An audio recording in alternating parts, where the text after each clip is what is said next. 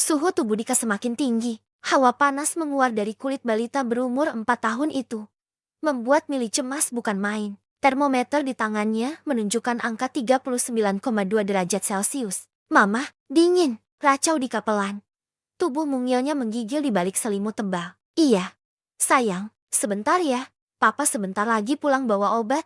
Bisik Milly sambil mengusap keringat di dahi putranya. Dengan tangan gemetar, Milly kembali meraih ponselnya. Nama Mas Singgi ada di daftar panggilan cepat paling atas. Ia menekan tombol panggil untuk ke-10 kalinya dalam 1 jam terakhir. Tut, tut, nihil. Panggilan itu kembali berakhir di kotak suara.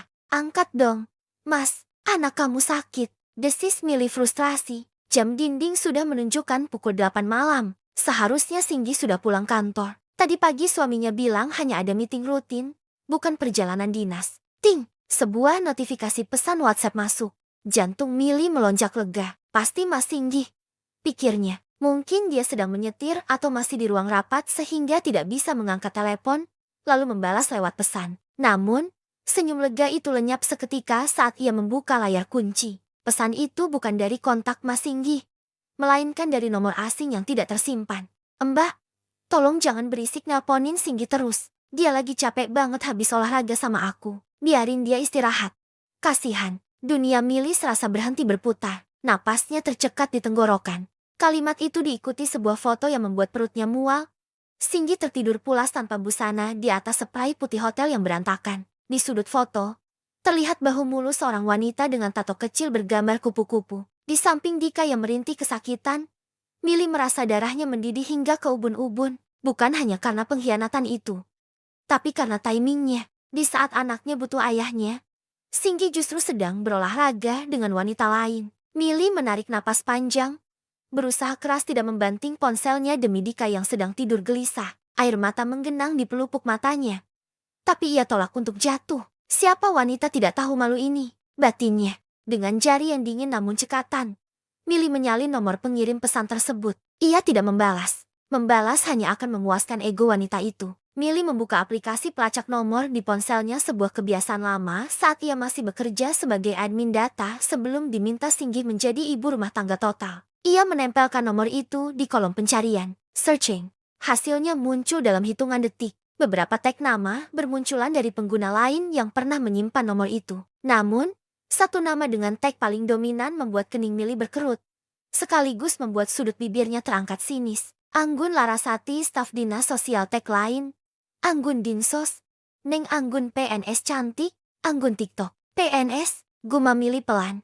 Jari jempolnya segera bergerak cepat. Ia membuka Instagram, mengetik nama itu, dan menemukan akun yang tidak digembok. Di sana, terpampang foto-foto wanita bernama Anggun Larasati dengan seragam kaki khas pegawai negeri sipil, berpose di depan kantor dinas sosial dengan senyum bangga. Milly menatap layar ponselnya, lalu beralih menatap seragam dinas Singgi yang tergantung rapi di lemari seragam yang selalu Milly setrika dengan penuh kasih sayang. Rasa sedih di hati Milly perlahan memudar, berganti menjadi perhitungan yang dingin. Wanita itu punya NIP, punya instansi, punya karir yang pasti dijaga mati-matian. Dan bodohnya, dia baru saja mengirimkan bukti perzinahan ke istri sah.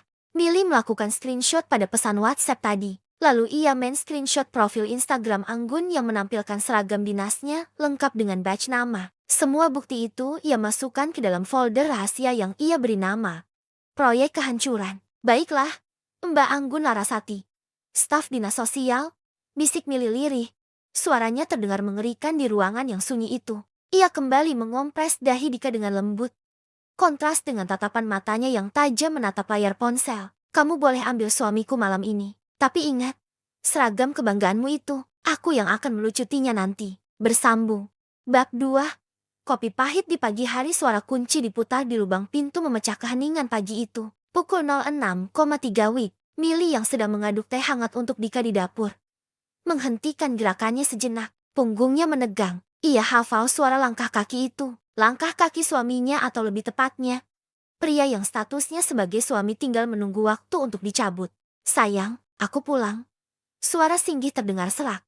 Dibuat-buat seolah ia baru saja memikul beban dunia di pundaknya. Milly menarik napas panjang, memasang topeng terbaiknya, lalu berbalik.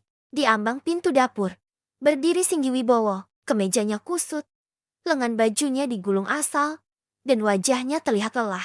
Akting yang cukup meyakinkan. Jika saja Milly tidak tahu bahwa kelelahan itu disebabkan oleh aktivitas haram semalam suntuk di hotel, bukan karena lembur mengejar target perusahaan. Mas sudah pulang, sapa Milly datar. Tidak ada senyum, tapi juga tidak ada amarah, hanya kekosongan. Mau mandi air hangat atau langsung sarapan? Singgih berjalan mendekat, berniat mencium kening Milly. Namun, dengan gerakan halus seolah ingin mengambil toples gula, Milly menghindar. Ciuman Singgih mendarat di udara kosong. Mandi dulu deh, Yang. Badan lengket banget. Semalam proses interogasi ke saksi Alot, AC kantor sempat mati. Dusta Singgih lancar sekali, tanpa berkedip. Tolong bikinin kopi ya, yang agak kental. Ngantuk banget. Iya, jawab Milly singkat. Saat Singgih berlalu menuju kamar mandi, tatapan Milly berubah. Dari datar menjadi tajam, menusuk punggung suaminya. Tangannya meraih toples kopi. Ia menyeduh air panas, mengaduk bubuk hitam itu perlahan. Nikmati kopimu, Mas, bisik Milly pada uap panas yang mengepul. Karena sebentar lagi, hidupmu yang akan terasa pahit.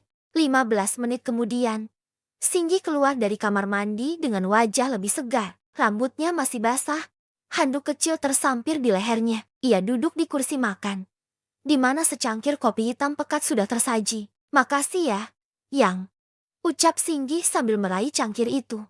Menyesapnya perlahan. Ah, mantap, kopi buatan kamu emang paling pas.